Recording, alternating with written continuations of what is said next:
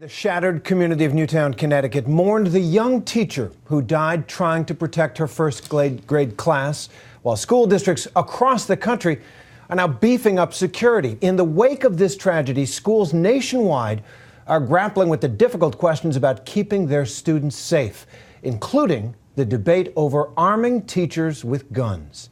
Here's ABC's Alex Perez. She came face to face with unthinkable horror and fought to save her first graders. Laid to rest today, 27-year-old Sandy Hook teacher Vicky Soto. Those remembering her wore green ribbons, her favorite color. Her sister Jillian already knew what the world is just learning, remembering Soto by saying, "You have been a hero to me for a lot longer than 5 days. You've been my big sister, the one I always looked up to." Among the mourners, family friend, musician Paul Simon, who performed The Sound of Silence.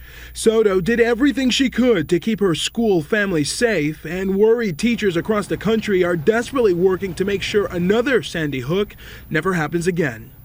At Middleton Elementary in suburban Chicago, the security measures begin the moment you set foot on campus with this camera-equipped doorbell. The visitor rings the doorbell, and the person inside can already see us. They can see you, they can see what kind of mood you're in, if you're angry, and assess that before you get in one more layer towards the building. The first set of locked doors only get you as far as the entryway. Hi, how are you? Hi, welcome to Middleton. The front desk then takes my ID, scans it, and performs an instant criminal background check using a system called Raptor. The technology has already spread to 8,000 schools across the country.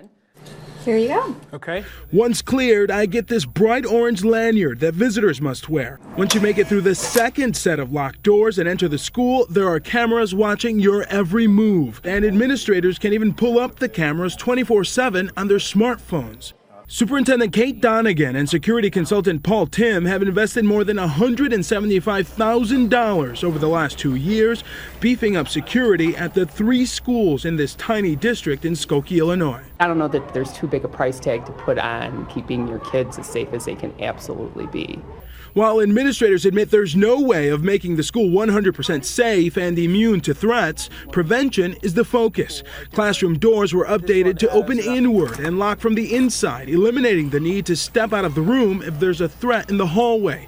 And they're also considering bullet-resistant glass for the building. Too often we hear, well, we're not going to be able to afford that, and the truth of it is what we really cannot afford is a terrible incident.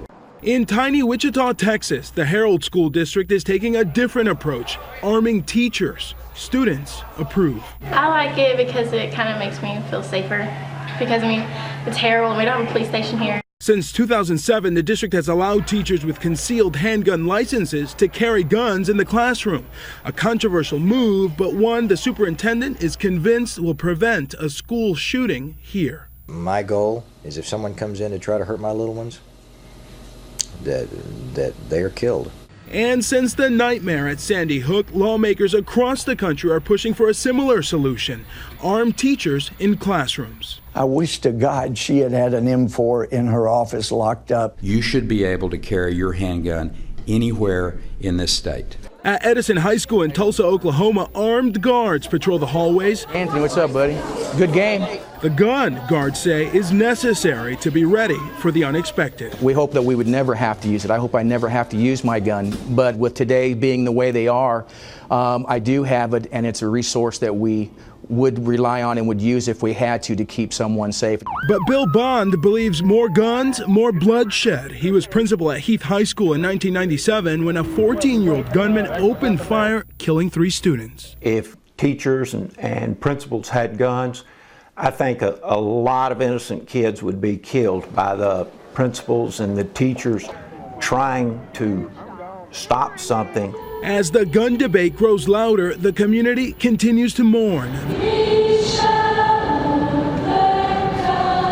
This time, a tribute held at Connecticut State University. But back in Newtown, a familiar face and the sign of hope.